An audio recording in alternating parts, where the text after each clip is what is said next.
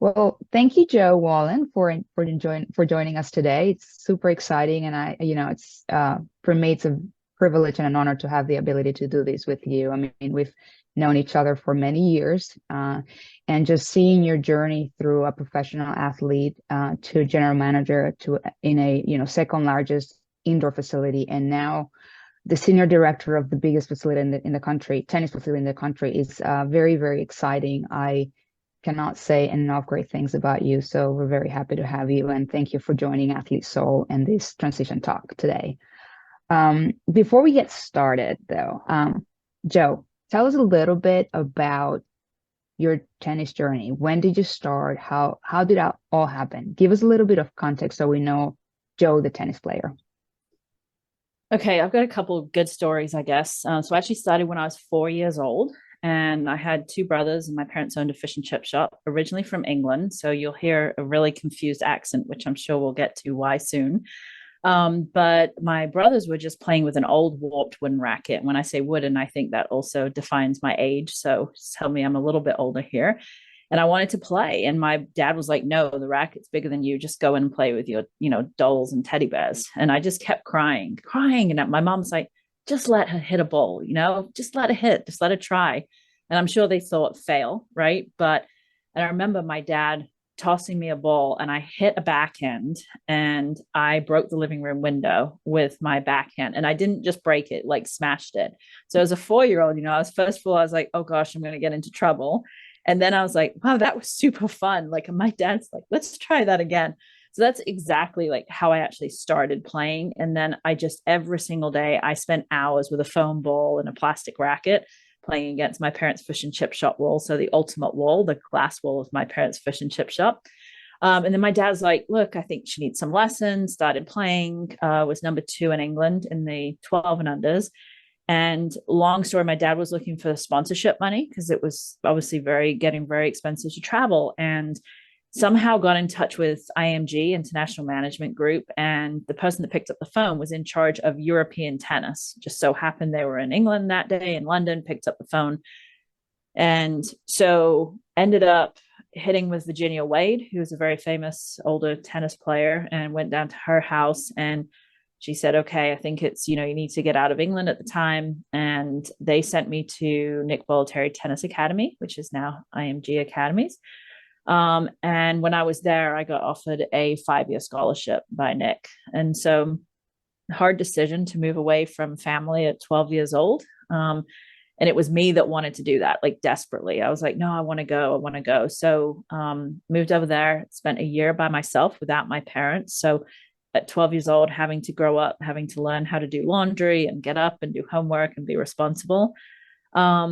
And then started playing on the tour and got some wild cards. Didn't do great. I mean, I always laugh about this, Amelia, this. I say that, like, everyone in the tennis world, if you weren't like probably top 20, top 30, your people kind of look at you as not that good.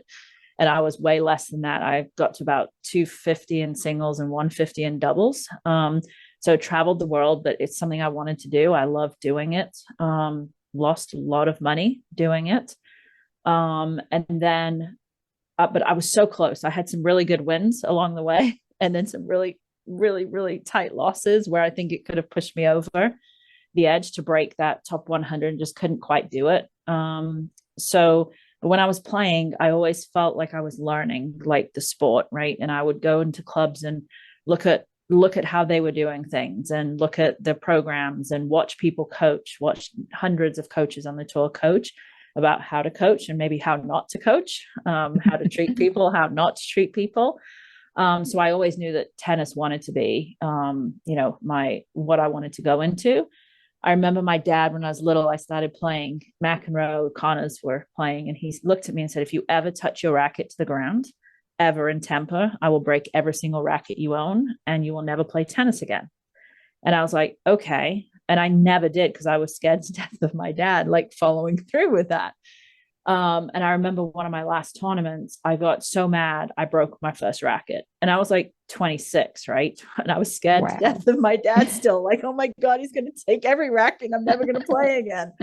But at that point, I was starting to get frustrated. The very next tournament, I busted up my knee pretty bad, had surgery, had a blood clot from that. And so just decided it was a better time. So, it was a great time playing within the tennis realm. I probably am not looked on as a great tennis player, but that's everyone's opinion, and how they define themselves. So But what a great story, Joe. I mean, having the ability to, to really pursue your dream of being a professional athlete, regardless of where you fell on the ranking. I mean, that obviously is just a number, but just having that ability and the strength to come through all of the hurdles that you went through along the way. I mean, moving very young, being able to sacrifice so much, and then being able to actually, like I said, being able to play on the biggest stages in the world in tennis as well. I mean, what a great journey. Very, very inspiring. Now that we've talked about Joe, the player, let's talk about Joe as you're transitioning out of the sport. When did you make the decision? When were you thinking about it? And how did it happen for you? well, I think that time when I broke the racket, and I said that, told that story specifically because at that point I wasn't enjoying the competing and the training. I was getting too frustrated. There was too much frustration over joy. And so I was like, okay, what am I going to do? And I only really knew tennis. That's what I knew. And I knew that I connected with people. And so I was like, okay, the easiest thing for me to do at this point in time is go into coaching. So I started coaching in Bradenton on Longboat Key, and I watched the tennis director and watched everything he did, and I watched how he coached. And he was still coaching a guy that was a professional player too. So I watched him coach at a resort. He was coaching adult beginners, kids, the resort style of coaching, and then he was also coaching someone that was top like 100 in the world. And I just really was like, okay, this is for me that pathway that I wanted to go into coaching. So from tennis into coaching. And then I think that the next phase of that was, I moved to Kentucky. So that's where the confused accent comes in. England, Florida, now Kentucky in some way. Um, and I was doing director of junior tennis. So I had to learn some of those skills of talking to the parents, building out programs. And then just an opportunity presented itself to take over as the manager. And I was like, oh my gosh, I'm not ready to do this. I don't know this, and that. There was a whole thing, right? List this long of things I didn't know. But what I did know is that everything I'd gone through from playing and traveling alone and being alone and having to figure out where to stay, finances, like all that stuff, I knew that I could figure it all out. Right. So there wasn't anything on that big list that I didn't say, okay, I just cannot do. So I took it upon myself to learn. I was very upfront with the management team and said, look, I'm not doing daily finances. I will not do books and, balance books. It's not what I'm going to do. I will know it. And they said, you've got 1 year to turn it around. Otherwise, we're going to close. And I was like, oh, okay. Right. And I'm happy to say now, 15 years later, they're still there and thriving. Wow, So that's a great story. What a great opportunity for you to really continue to stretch yourself and just continue to learn, right? And I think your resilience and your persistence in continuing to wanting to better yourself just keeps giving you and opening up new doors for you.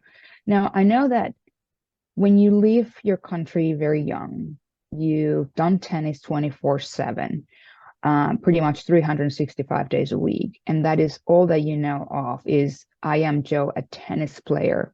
When you go into a different role, which is still involving tennis, but you're no longer competing, what did that feel like for you? How are you? How were you able to deal with that?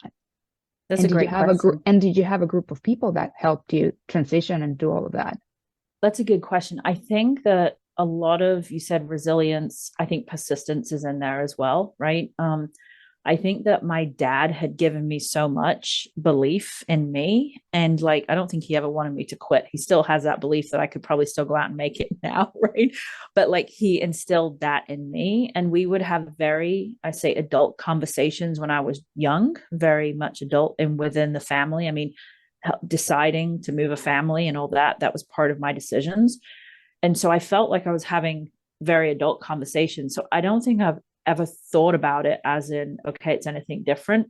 I'm me, whoever that is. And I think sometimes where I would say struggle is I'd never go into a new situation, whether it was managing a tennis club, like whatever it was, this position with the USTA, my old position with wheelchair tennis.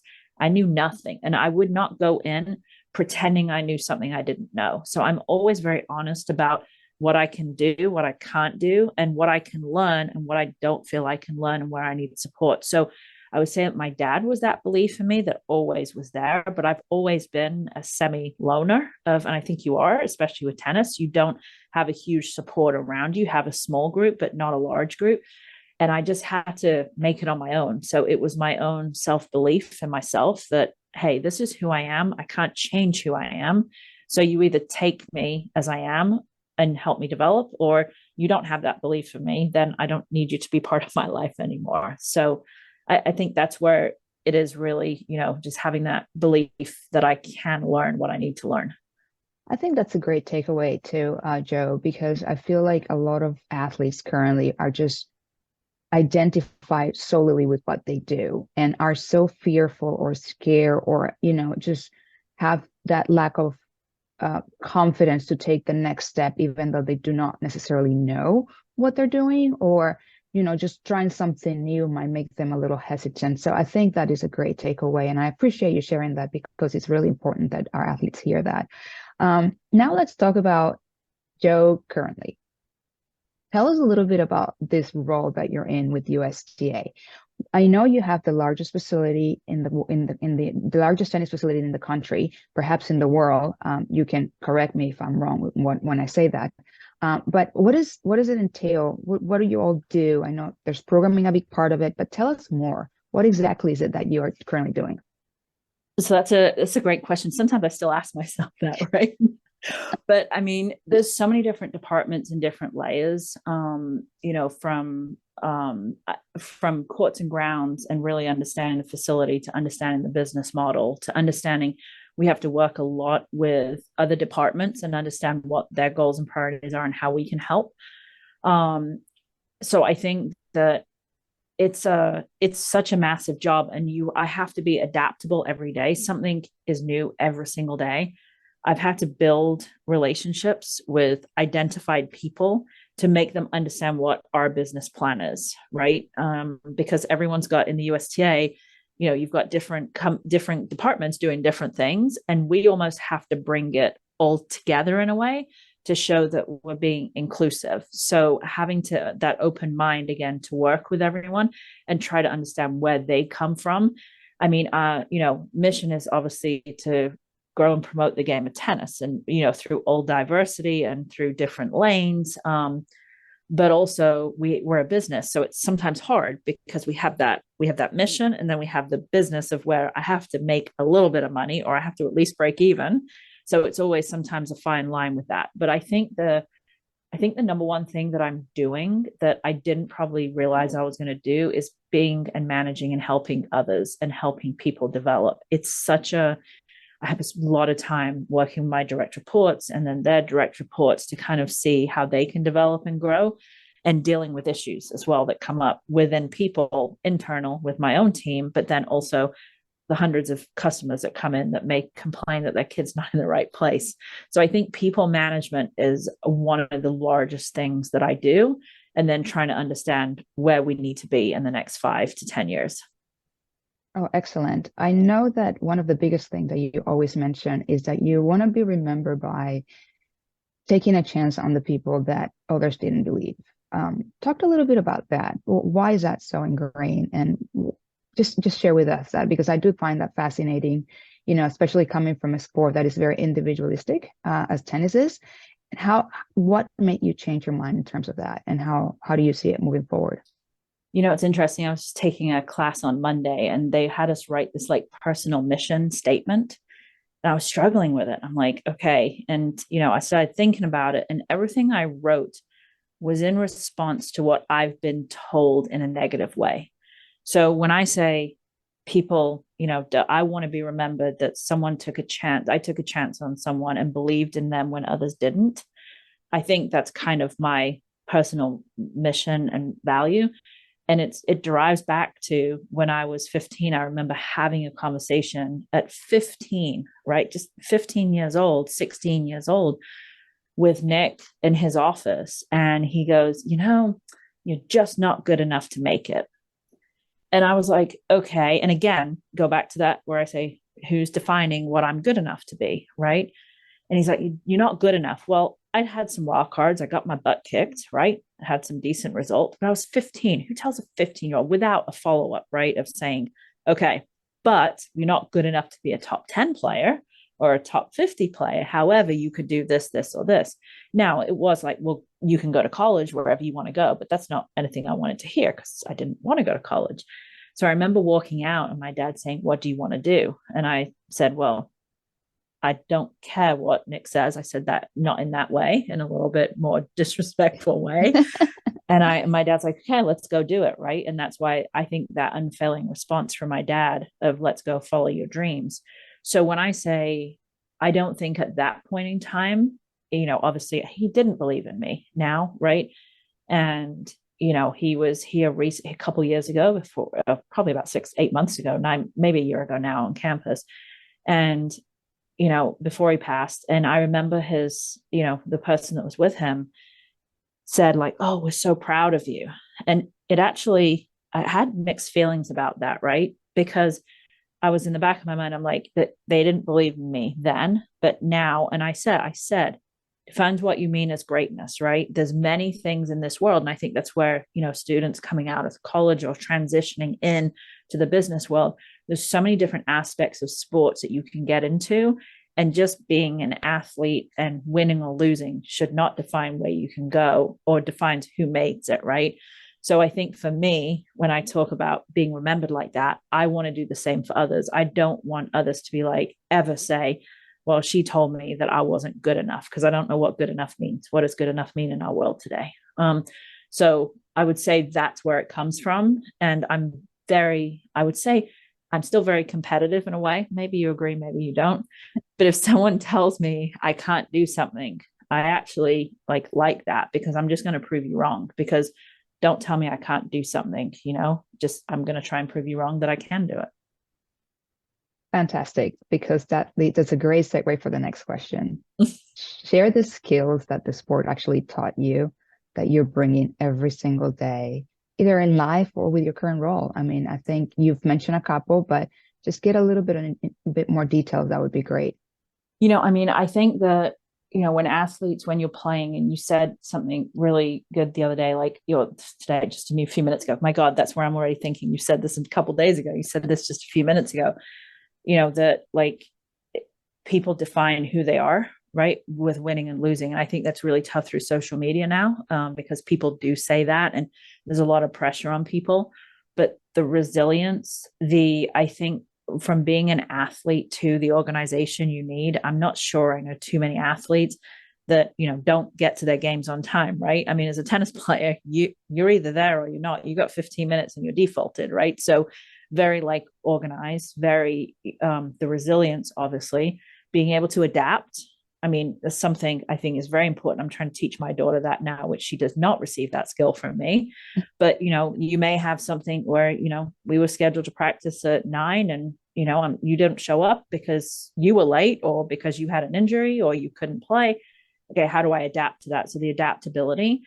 And I think that those are the skills that are missing in the business world. You have other people that come in that are non-athletes, right, that have gone to school or gone to business school and come out, but that they don't know how to adapt. They've been told what to do, and they don't have that resilience of losing how many, 5, 6, 8 matches in a row, but still having the confidence to go out and train and get better, and then go lose again, but then go back and do it. So I think it's actually the skills that the athletes bring, that sometimes the ones that have not been athletes, they don't understand that. And so they don't bring that. And to me, those are the skills that I'm looking for when I'm hiring. I couldn't care less where someone went to college or didn't go to college. I want to know if they can communicate. And that's obviously another point of communication. You're staying with host families, you're talking to sponsors, you're talking to other people, you're talking to coaches. The communication's another one. So there's it's all those soft skills and non-learned skills that you just have to go through life to get. Excellent, because so important that we actually don't realize it, right? We're so laser focused on our careers when we're athletes, whether you're being a college athlete or you're a professional athlete, you're just laser focused on what you're doing every day, really not understanding how you're growing as a person based on all of the things that you're doing. And then you come out, you stop playing for either an injury or because it's time for you to transition or an athlete to transition, and they just don't realize that, oh, wait, hang on, I have skills that I can actually put on my resume, and that will give me, a little bit of a heads up, or would put me perhaps in a better position in the stack of other resumes just because of my previous experience.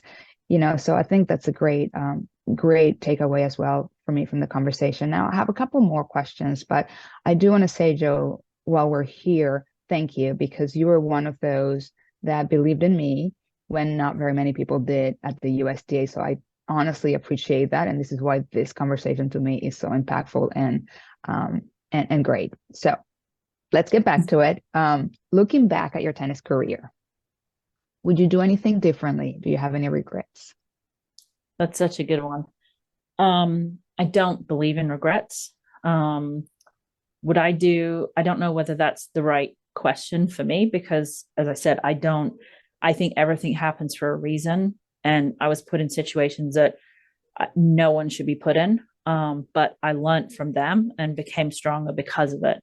So no, I don't. There was nothing I would change, and I don't have any regrets because I don't live my life that way.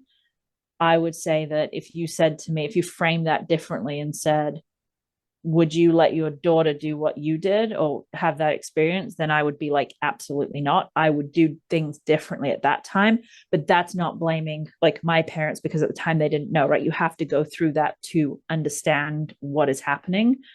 So no, zero regrets. And I wouldn't do anything different, because you take one different move than anything I've happened to in life, and I would not be sitting here today with you. So don't believe in that.